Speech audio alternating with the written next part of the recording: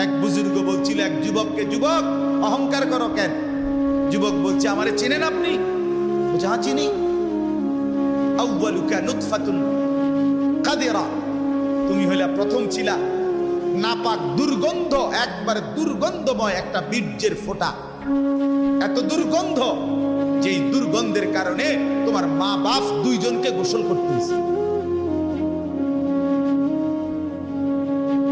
2 number, তোমার শেষ পরিণতি কবরে, লাশ যেটা অল্প কয়েকদিনে পচে গলে দুর্গন্ধ হয়ে যায়।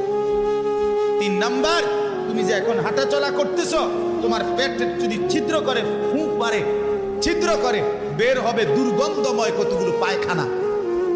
তাহলে যার শুরু দুর্গন্ধ, যার শেষ লাশের পচা দুর্গন্ধ, যার পেটে বহন করছো দুর্গন্ধময় পায়খানা, তুমি মাতবরি করো কেমন?